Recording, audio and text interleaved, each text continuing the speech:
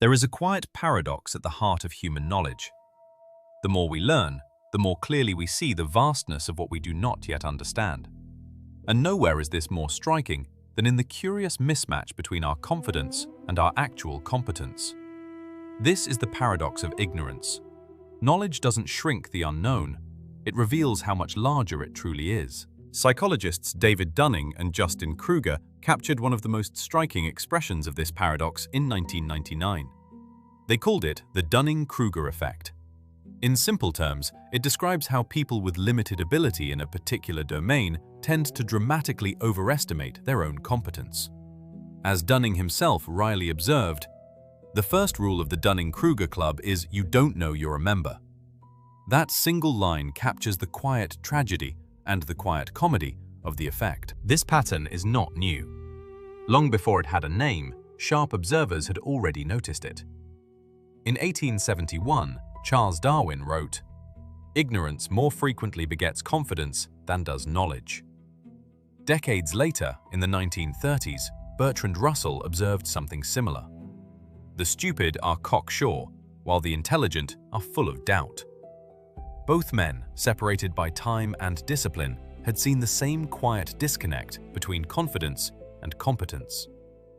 In 1999, David Dunning and Justin Krueger decided to test this observation with scientific precision.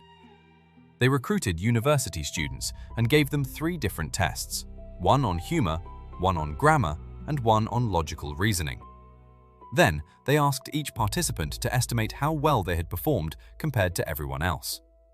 The results were striking and remarkably consistent across all 3 domains. When Dunning and Krueger divided the students into quartiles based on their actual test scores, the illusion became impossible to ignore. The bottom 25% performed at roughly the 12th percentile on average, yet they estimated their own ability to be in the 62nd percentile. The graph makes the disconnect unmistakable.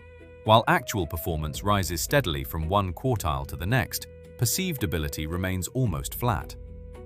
The least skilled dramatically overestimate themselves, while the most skilled tend to slightly underestimate their standing. This relationship is now commonly illustrated with a simple but powerful diagram known as the Dunning-Kruger curve, often nicknamed Mount Stupid. At the very beginning, when someone knows almost nothing, confidence climbs sharply to the peak of Mount Stupid. With a little more knowledge, it plunges into the valley of despair, the uncomfortable moment when they first realize how much they don't know. Only with continued learning does confidence rise again, more gradually this time, along the slope of enlightenment, eventually leveling off on the plateau of sustainability as genuine expertise develops. But why does this happen? At the heart of the Dunning-Kruger effect lies what the researchers called the dual burden. The very same knowledge and skill required to perform a task well are also required to recognize that you are performing it poorly. In other words, those who lack the ability also lack the ability to see that they lack it. It is a double curse. This illusion is further strengthened by 2 common statistical and psychological forces. First, regression to the mean, the natural tendency for extreme performances to move closer to average. Second, the better-than-average effect, where most people rate themselves above the 50th percentile on almost any positive trait. Together, these make some degree of overestimation almost inevitable for those with lower skill. Interestingly, the pattern also works in the opposite direction. Top performers tend to judge their own raw scores quite accurately, yet they underestimate their relative standing. Because the task feels relatively easy to them, they assume it must be easy for everyone else, a phenomenon known as the false consensus effect. This is sometimes called the curse of the competent. Genuine expertise can make you blind to just how exceptional you truly are. These 2 patterns are, in many ways, 2 sides of the same coin. The Dunning-Kruger effect pairs low ability with high confidence, the inner voice that says, "I know everything." Its mirror image is imposter syndrome, high ability paired with low confidence, the persistent feeling, "I am a fraud." In one case, the error is misjudging the self. In the other, it is misjudging others by assuming the task must be equally straightforward for everyone. These misjudgments are not merely theoretical. They carry tangible consequences in high-stakes environments. In aviation, pilots sometimes attempt maneuvers that exceed their actual level of proficiency. In medicine, physicians lacking deep expertise in a particular area may fail to accurately assess the risks involved in certain treatments or procedures. The effect surfaces in many ordinary domains of life as well. In business, it can fuel decisions made with more confidence than competence. Behind the wheel, drivers frequently overestimate their own skill.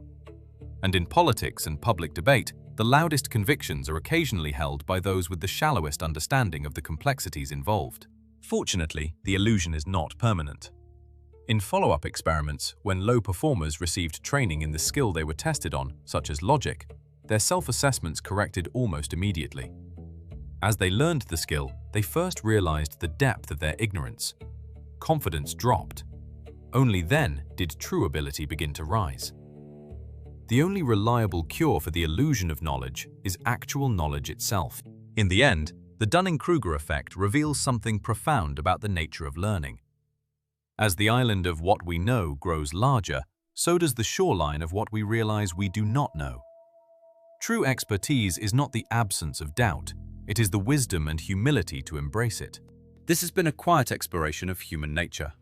If you would like to help map out more of these hidden truths, consider subscribing to the channel to join the journey. Thank you for your time, and remember to embrace the unknown.